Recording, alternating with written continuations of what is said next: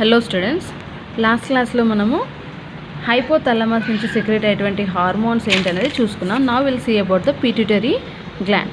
So pituitary gland వచ్చేసి it is present just below the hypothalamus. Hypothalamus నుంచి బయటికి ఒక పింద ఆకారంలో ఓవల్ షేప్లో ఇది బయటికి రావడం జరుగుతుంది. ఓకే, ఓవల్ షేప్లో హైపోథాలమస్ నుంచి కింద పార్ట్లో మనకి కనిపిస్తుంది అనమాట. ఓకే, దీన్ని మనం మాస్టర్ గ్లాండ్ అని పిలవడం జరుగుతుంది. ఎందుకు అంటే సో ఇక్కడ నుంచే మనకి ఎక్కువ హార్మోన్స్ రిలీజ్ అవుతాయి. యాక్చువల్గా ఇక్కడ ప్రొడ్యూస్ అవ్వవు, హైపోథాలమస్లో ప్రొడ్యూస్ అవుతాయి. హైపోథాలమస్లో మనకి ప్రొడ్యూస్ అయ్యాయి, కానీ ఏవైతే హైపోథాలమస్ నుంచి ప్రొడ్యూస్ అయ్యాయో అవన్నీ వచ్చి పిట్యూటరీ గ్లాండ్లో స్టోర్ అవుతాయి అన్నమాట. సో ఇక్కడ నుంచే ఎక్కువ శాతం అన్ని హార్మోన్స్ రిలీజ్ అవుతున్నాయి కాబట్టి దీన్ని మాస్టర్ గ్లాండ్ అంటాం. ఏమంటాము? Master gland. సో దీనికి ఇంకో పేరు వచ్చేసి హైపోఫైసిస్ సెరిబ్రే. ఇంకో పేరేంటి? హైపోఫైసిస్ సెరిబ్రే. ఫస్ట్ నేమ్ పిట్యూటరీ గ్లాండ్కి ఇంకో పేరేంటి? Master gland. ఇంకో పేరు వచ్చేసి హైపోఫైసిస్ సెరిబ్రే. ఓకే, ఇది ఓవల్ షేప్లో ఉంటుంది. 0.5 grams వెయిట్ కలిగి ఉంటుంది అనమాట. ఎంత వెయిట్? ఎంత? 0.5 grams. నెక్స్ట్ ట్రోపిక్ హార్మోన్స్ని రిలీజ్ చేస్తుంది.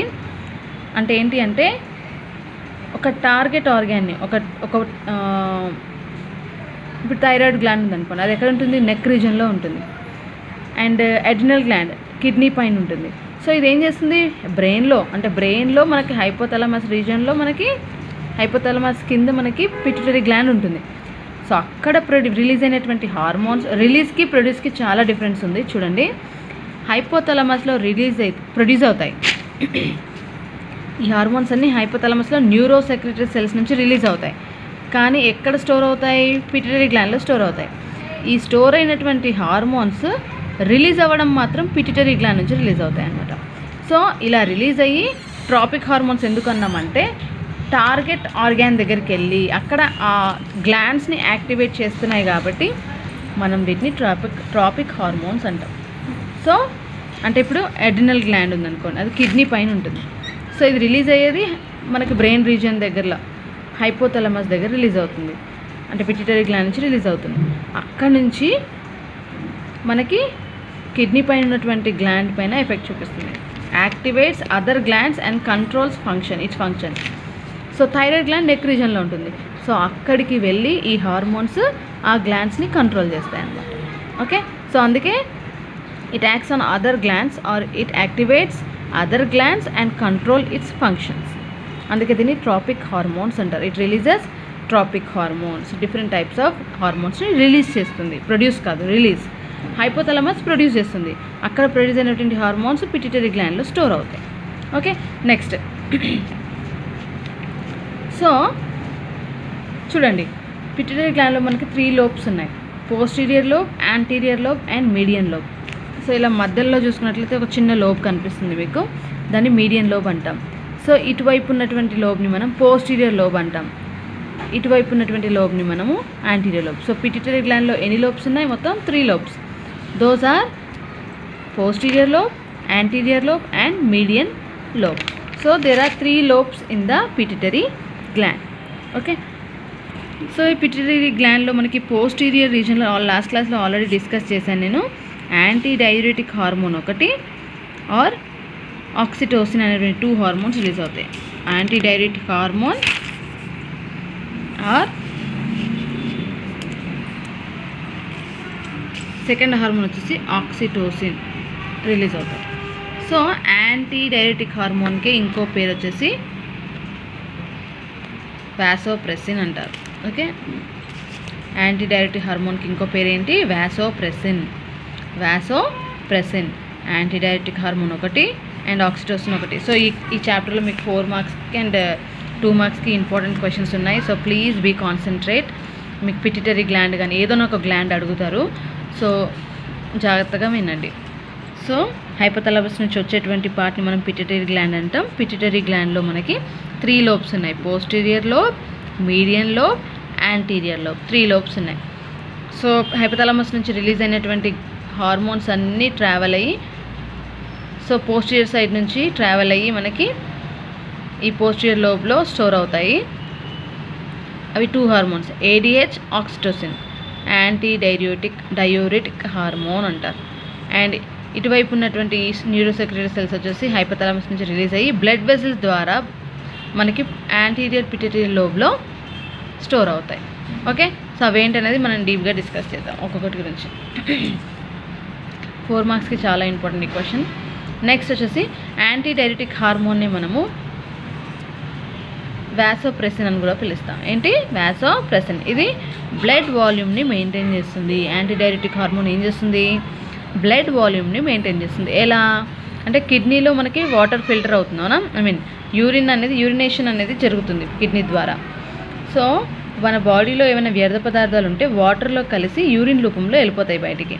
సో ఎక్కువ అమౌంట్ వాటర్ లాస్ అవ్వకుండా మనకి బ్లడ్ వాల్యూమ్ మెయింటైన్ అవ్వడానికి వాటర్ అనేది ఎక్కువగా వేస్ట్ అవ్వకుండా ఈ ఏడిహెచ్ అనేది రీఅబ్జార్బ్ చేస్తుంది అనమాట. వాటర్ని రీఅబ్జార్బ్ చేయడానికి యూజ్ అవుతుంది. బ్లడ్లోకి మళ్ళీ తిరిగి పునఃశేషణ చేయడానికి ఏటీహెచ్ అనేది యూజ్ అవుతుంది. Okay, so acts on tubular network. Tubular network అంటే ఏంటి? మనకి నెఫ్రాన్లో ఏమేమి ఉన్నాయి? ప్రాక్సిమల్ కన్వల్యూటెడ్ ట్యూబ్యూల్ ఉంది, డిజిటల్ కన్వర్టెడ్ ట్యూబ్యూల్ ఉంది. సో అక్కడ మనకి వాటర్ అనేది రీఅబ్జార్ప్షన్ జరిగి మళ్ళీ బ్లడ్లో వాటర్ రిలీజ్ అవుతాయి. సో ఆ పద్ధతిని పునఃశేషణను జరపడానికి మనకి వాసోప్రెసిన్ లేదా ఏడిహెచ్ అంటే యాంటీ డైయూరెటిక్ హార్మోన్ చాలా ఇంపార్టెంట్ రోల్ ప్లే చేస్తుంది అనమాట. సో అందుకే ఇది బ్లడ్ వాల్యూమ్ మెయింటైన్ చేయడానికి యూజ్ అవుతుంది. అలాగే it acts on tubular network. Tubular network అంటే ప్రాక్సిమల్ కన్వర్టెడ్ ట్యూబ్యూల్ కావచ్చు, digital converted tubule. Okay, so అలా బ్లడ్ వాల్యూమ్ని మెయింటైన్ చేస్తుంది అనమాట. ఓకే, సో ఇది ఫస్ట్ హార్మోన్. దేంట్లో? Posterior lobe of pituitary gland.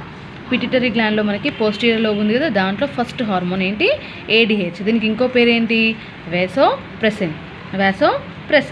Okay, so this helps in maintaining the blood volume and reabsorption of water and drops in to the blood. Next second hormone వచ్చేసి oxytocin. Second hormone ఏంటి? Oxytocin. So ఈ oxytocin అనేటువంటి hormone birth టైంలో చాలా important role play చేస్తుంది. అంటే baby birth పుట్టుక టైంలో, బేబీ డెలివరీ టైంలో చాలా ఇంపార్టెంట్ రోల్ ప్లే చేస్తుంది. ఎలా అంటే యూటిరైన్ వాల్. బేబీ ఎక్కడ డెవలప్ అవుతుంది? గర్భాశయం ఉంటుంది కదా, అంటే యూటిరైన్ వాల్. ఈ యూటిరస్ అనేది కాంట్రాక్ట్ అయితే బేబీ అనేది తొందరగా డెలివరీ అయిపోతుంది అనమాట. సో అలా యూటిరస్ వాల్ని కాంట్రాక్ట్ చేయడానికి జనరల్గా మనకి ఈ ఆక్సిటోసిన్ హార్మోన్ చాలా ఇంపార్టెంట్ రోల్ ప్లే చేస్తుంది అనమాట. సో ఇది ఎక్కడ నుంచి రిలీజ్ అయింది? పిట్యూటరీ గ్లాండ్ నుంచి. ఎక్కడ ప్రొడ్యూస్ అయింది అంటే హైపోథాలమస్లో ప్రొడ్యూస్ అవుతుంది. కానీ పిట్యూటరీ గ్లాండ్లో పోస్టీరియర్ లోబ్ నుంచి రిలీజ్ అవుతుంది అనమాట. అక్కడ స్టోర్ అవుతుంది కొంతవరకు, అక్కడ నుంచి రిలీజ్ అవుతుంది. నెక్స్ట్ ఇది ప్రొజెస్ట్రాన్ లెవెల్స్ని తక్కువ చేస్తుంది అనమాట బ్లడ్లో. ఎందుకు? ప్రొజెస్ట్రాన్ లెవెల్స్ ఎక్కువ ఉంటే ప్రెగ్నెన్సీ మెయింటైన్ అవుతుంది. సో ఇప్పుడు బేబీ అనేది కంప్లీట్గా డెవలప్ అయిపోయిన తర్వాత డెలివరీ అయిపోవాలి, బయటకు వచ్చేయాలి. సో ప్రొజెస్ట్రాన్ లెవెల్స్ తగ్గితే ఈ బర్త్ ప్రాసెస్ అనేది ఇనిషియేట్ అవుతుంది అనమాట. అంటే డెలివరీ ప్రాసెస్ ఇనిషియేట్ అవుతుంది. సో అందుకే ఈ ఆక్సిటోసిన్ ఏం చేస్తుంది? ప్రొజెస్ట్రాన్ లెవెల్స్ని తక్కువ చేస్తుంది అనమాట. ఓకే, నెక్స్ట్ అలాగే మెమరీ గ్లాండ్స్ డెవలప్మెంట్ కూడా హెల్ప్ అవుతుంది. ఎందుకు? బేబీ డెవలప్ అయిన తర్వాత బేబీకి మిల్క్ అవసరం. అంటే ఫీడ్ ఎవరిపైన ఆధారపడుతుంది? మదర్ పైన. సో మదర్ మిల్క్ పైనే బేబీ ఆధారపడుతుంది కాబట్టి సో మెమరీ గ్లాండ్స్ కూడా ఇప్పుడు ఆక్సిటోసిన్ లెవెల్స్ ఎక్కువగా ఉంటాయి కాబట్టి మెమరీ గ్లాండ్స్ కూడా డెవలప్ అవుతాయి అన్నమాట. సో వన్స్ బేబీ డెలివరీ అయిపోయిన తర్వాత మెమరీ గ్లాండ్స్ నుంచి మిల్క్ ప్రొడ్యూస్ అవుతాయి. ఆ మిల్క్ని బేబీ తీసుకొని బేబీ గ్రోత్ అనేది జరుగుతుందన్నమాట. Okay, so oxytocin is very important during the delivery time of pregnant women. So birth టైంలో యూట్రస్ వాల్ని కాంట్రాక్ట్ చేస్తుంది. అలాగే it helps in development of mammary glands and then it brings down the progesterone levels ని తగ్గిస్తుంది బ్లడ్లో. అలా తగ్గడం ద్వారా ఏమవుతుంది?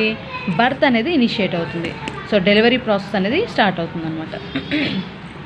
సో లాస్ట్ టైం ఆల్రెడీ చెప్పాను, ప్రొజెస్ట్రాన్ లెవెల్స్ ఎక్కువగా ఉంటే ప్రెగ్నెన్సీ మెయింటైన్ అవుతుంది. ప్రెగ్నెన్సీ అనేది ఉండాలి, కన్ఫామ్గా జరగాలి ఆ ప్రాసెస్ అంటే ప్రొజెస్ట్రాన్ లెవెల్స్ ఎక్కువ ఉండాలి. సో ఎక్కువగా ఉంటే అలాగే ప్రెగ్నెన్సీ కంటిన్యూ అవుతుంది కాబట్టి ఈ లెవెల్స్ని తగ్గించి బర్త్ ఇనిషియేషన్ జరుగుతుందన్నమాట. Okay, so oxytocin is very important for during the pregnancy time. Okay, for the production of milk are memory glands, development of memory glands and uterus contraction. Okay, so this is about the oxytocin, 2 hormones of posterior lobe of the pituitary gland. So median lobe చూసుకుందాం. Median లోబ్లో మనకి ఏ hormone release అయింది?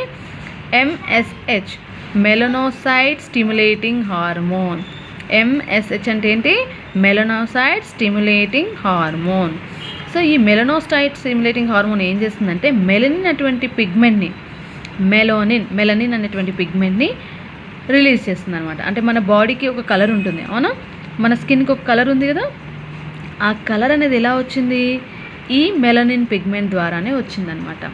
Okay, so ఈ melanin pigment లేకపోతే మన body colour లైట్గా ఉంటుంది. Melanin అనేటువంటిది ఎక్కువగా ఉంటే మన బాడీ బ్రౌన్ కలర్, పిగ్మెంటేషన్ అనేది ఇంక్రీజ్ అవుతుంది. కొంతమంది బ్లాక్ ఉంటారు, అంటే ఈ పిగ్మెంట్ ఎక్కువైపోతే బ్లాక్ ఉంటారు.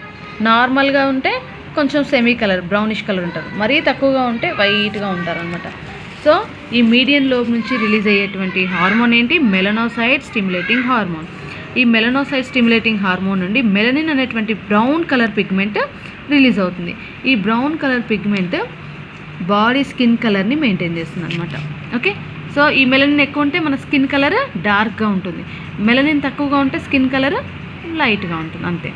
సో వెన్ ఎక్స్పోజ్ టు సన్లైట్కి మనం ఎక్కువగా సన్లైట్లో తిరిగామనుకోండి, అంటే ఎండలో బాగా తిరిగామనుకోండి, తిరిగితే మనకి ఈ మెలనిన్ ఎక్కువ అయిపోతుంది. సో అప్పుడు మన బాడీ కలర్ డార్క్ అయిపోతుంది. ఓకే, సో మెలనిన్ తక్కువ ఉంటే మనకి బాడీ కలర్ లైట్గా ఉంటుంది. ఓకే, అంటే ఎప్పుడైతే సన్లైట్లో ఎక్కువ తిరిగితే చూడండి, మీరు అబ్జర్వ్ చేయండి, సన్లైట్లో ఎక్కువ తిరిగిన వాళ్ళకి డార్క్ కలర్ కాంప్లెక్షన్ ఉంటారు, డార్క్గా ఉంటారు. సో అది ఎందుకు అంటే మెలనిన్ అనేది ఎక్కువగా రిలీజ్ అవుతుంది వాళ్ళు, మెలనోసైట్ స్టిమ్యులేటింగ్ హార్మోన్ అనేది ఎక్కువగా రిలీజ్ అవుతుంది వాళ్ళలో. Okay, so that is the reason. Next వచ్చేసి యాంటీరియర్ లోబ్. పిట్యూటరీ గ్లాండ్ యొక్క యాంటీరియర్ లోబ్ చూసుకున్నట్లయితే మనకి డిఫరెంట్ హార్మోన్స్ రిలీజ్ అయ్యాయి యాంటీరియర్ లోబ్ నుంచి. STH, TSH, ACTH gonadotropic releasing hormone, అంటే somatotropic hormone, thyroid stimulating hormone, adrenocorticotropic hormone and gonadotropic hormone.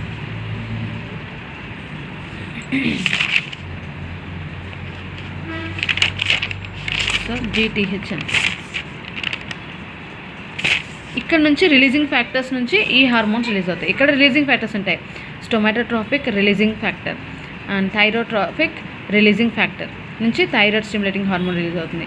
సొమాటోట్రోపిక్ releasing factor నుంచి somatotropic stimulating hormone release అవుతుంది. Next adrenocorticotropic releasing factor నుంచి adrenocorticotropic hormone release అవుతుంది. And gonadotropic releasing hormone నుంచి gonadotropic hormone అనేది release అవుతుంది అనమాట. So ఇలా ఈ హార్మోన్స్ ఏమేం చేస్తాయి చూద్దాం, ఈచ్ అండ్ ఎవ్రీథింగ్. ఇవి ఎక్కడి నుంచి రిలీజ్ అయ్యాయి? పిట్యూటరీ గ్లాండ్ యొక్క యాంటీరియర్ లోబ్ నుంచి రిలీజ్ అయ్యాయి. సో ఇక్కడ న్యూరోసెక్రెటరీ సెల్స్ హైపోథలామస్లో ఉంటాయి. ఈ హైపోథలామస్లో ఉన్నటువంటి న్యూరోసెక్రెటరీ సెల్స్ బ్లడ్ వెజల్స్లోనికి ఈ హార్మోన్స్ని రిలీజ్ చేస్తాయి అనమాట. అంటే వీటికి ఎలాంటి డక్స్ ఉండవు కదా, డైరెక్ట్గా బ్లడ్ వెజల్స్లోనికి రిలీజ్ అవుతాయి. ఇక్కడనేమో న్యూరాన్ ద్వారా ట్రావెల్ అవుతాయి, న్యూరాన్. అండ్ ఇంకోటి ఇక్కడ డైరెటిక్ హార్మోన్ అనేది చూడండి ఏం చేస్తుందంటే మనకి హైపోథలామస్లో ఆస్మో రిసెప్టార్స్ అని ఉంటాయి. ఆ ఆస్మో రిసెప్టార్స్ గుర్తిస్తాయి బ్లడ్లో మనకి వాటర్ కంటెంట్ కరెక్ట్గా ఉందా లేదా అని గుర్తిస్తాయి. అలా డిటెక్ట్ చేసినప్పుడు వాటర్ తగ్గితే, బ్లడ్లో వాటర్ తగ్గితే ఈ యాంటీడైరెటిక్ హార్మోన్ని రిలీజ్ చేస్తాయి అన్నమాట. సో ఈ ఆస్మో రిసెప్టార్స్ అనేవి ఉండడం వల్ల వాటర్ లెవెల్స్ అనేవి మనకి కరెక్ట్గా ఉన్నాయా లేదని తెలుస్తూ ఉంటుంది. అప్పుడు ఈ వాటర్ బ్యాలెన్స్ని యాంటీడైరెటిక్ హార్మోన్ బ్లడ్లో మెయింటైన్ చేస్తుంది అనమాట. సో అందుకే బ్లడ్ వాల్యూమ్ అనేది మెయింటైన్ అవుతుంది. ఓకే, ఎలా ఆస్మో రిసెప్టార్స్ హైపోథలామస్లో ఉంటాయి, వాటి ద్వారానే మనకి వాటర్ లెవెల్స్ అనేవి మెయింటైన్ అవుతాయి. Okay, so that is about thing. Next will see about the anterior lobe. Anterior లోబ్లో వచ్చేసి these are the hormones. Now will see about each and everything. First one is somatotropic hormone. So somatotropic hormone గురించి చూసుకున్నట్లయితే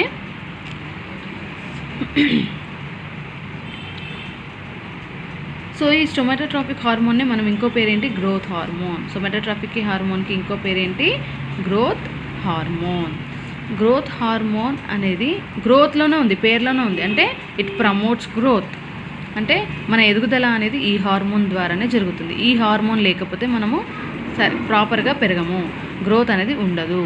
ఒకవేళ ఈ hormone level ఎక్కువైపోతే అతిగా పెరుగుతారు, తక్కువగా ఉంటే అసలే సరిగ్గా పెరగరు, నార్మల్గా రిలీజ్ అవుతే కరెక్ట్గా పెరుగుతారనమాట. So increased growth of an organism, increases growth of an organism. మనం ఎలా పెరుగుతున్నాం కదా, ఇయర్కి మన సైజ్ అనేది ఇంక్రీజ్ అవుతుంది. సో అది ఎలా జరుగుతుంది? ఈ గ్రోత్ హార్మోన్ ద్వారా జరుగుతుందన్నమాట.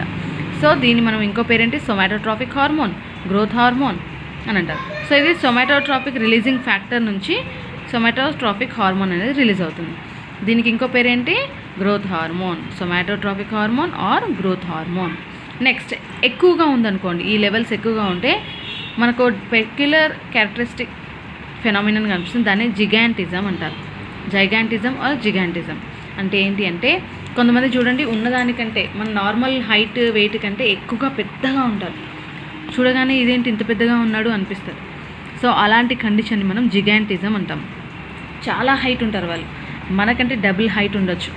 నార్మల్గా ఉండవలసిన వాళ్ళకంటే కూడా డబుల్ హైట్లో ఉంటారు, డబుల్ పర్సనాలిటీ ఉంటారు.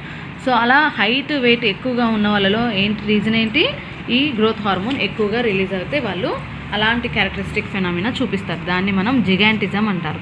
ఓకే, ఈ లెవెల్స్ తక్కువగా ఉంటే dwarfism. Low amounts of somatotropic hormone or growth hormone release అవుతే డార్ఫిజం, పొట్టిగా ఉంటారనమాట, మరుగుజ్జు అంటారు కదా. సో వాళ్ళు డ్వార్ఫిజం, వాళ్ళని డ్వార్ఫ్ అంటారు. అండ్ ఆ ఫెనామినాని డార్ఫిజం అంటాం. ఓకే, నెక్స్ట్ లేట్ ఏజ్, ఒకవేళ ప్యూబర్టీ మెచ్యురేషన్ కొంచెం లేట్ అయింది అనుకోండి, ఈ సొమాటోట్రాపిక్ హార్మోన్ ఒకటేసారి రిలీజ్ అయిపోతుంది అనమాట. కొంచెం లేట్గా ప్యూబర్టీ జరిగిందని అప్పుడు ఏమైపోతుంది, సడన్గా వాళ్ళలో జా సైజ్ ఇంక్రీజ్ అయిపోతుంది, లిమ్స్ కూడా ఇంక్రీజ్ అయిపోతాయి, abnormal increase in size. So అలా ఈ డిజార్డర్ని మనం ఎక్రోమెగాలీ అంటాము. ఓకే, లేట్ ఏజ్, ఒకవేళ ఏజ్ అనేది కొంచెం లేట్గా కొందరిలో అంటే మెచ్యురేషన్ కొంచెం లేట్గా జరిగింది అనుకోండి, ప్యూబర్టీ లేట్గా వచ్చిందనుకోండి, ఈ సొమాటిక్ హార్మోన్ సడన్గా ఇంక్రీజ్ అవుతాయి వాళ్ళలో. అలా raised increase of somatotropic hormone అనేది మనం ఏమంటాము, ఎక్రోమెగాలీ అంటాం. అంటే ఓవర్ ప్రొడక్షన్, దాన్ని ఎక్రోమెగాలీ అంటాం. ఈ ఎక్రోమెగాలీ కండిషన్లో జాస్ అంటే దవడ ఎముకలు ఉంటాయి కదా, ఆ దవడలు అనేవి వాటి సైజ్ పెద్దగా అయిపోయి పెద్ద దవడలు వచ్చేస్తాయి, వాళ్ళకి పెద్ద పెద్ద దవడలు ఉంటాయి అన్నమాట. నెక్స్ట్ లిమ్స్, కాళ్ళు చేతులు కూడా అబ్నార్మల్ సైజ్లో ఉంటాయి, మనకు ఉండవలసినటువంటి సైజ్ కాకుండా కొంచెం ఎక్కువ తక్కువ అనేది ఉంటుందన్నమాట. అంటే కాళ్ళు చేతులు పొడుగ్గా కావచ్చు లేదా పొట్టిగా కొంచెం సైజులో చిన్నగా ఉంటాయి అన్నమాట. సో అలాంటి కండిషన్ మనం ఎక్రోమెగాలీ అంటాం. ఇదొక డిజార్డర్ అనమాట. సో ఎక్కువ రిలీజ్ అయితే జిగాంటిజం, తక్కువ రిలీజ్ అయితే డ్వార్ఫిజం. అబ్నార్మల్గా రిలీజ్ అయింది అనుకోండి, సడన్గా రేజ్ అయిపోయాయి ఈ లెవెల్స్, ఓవర్ ప్రొడక్షన్ అయితే మనం ఎక్రోమెగాలీ అంటాం. ఓకే, సో అక్కడ జాస్ అనేవి పెద్ద సైజులో ఉంటాయి. జాస్ అంటే తెలుసు కదా, దవడ ఎముకలు, వాటిని జాస్ అంటాం. అండ్ లిమ్స్ అంటే కాళ్ళు చేతులు, ఇవి కూడా సైజ్ అనేవి కరెక్ట్గా ఉండదు, అబ్నార్మల్ ఇన్ సైజ్ అనమాట. పొడుగ్గా ఉండొచ్చు లేదా కొంచెం సైజులో చిన్నగా ఉండొచ్చు. ఓకే, సో సొమాటోట్రాపిక్ హార్మోన్ గురించి అర్థమైంది కదా.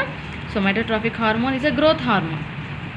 It increases the growth of an organism. Okay, so this is about the anterior lobe of first hormone, somatotropic hormone. Next we'll see about the next hormone that is thyroid stimulating hormone.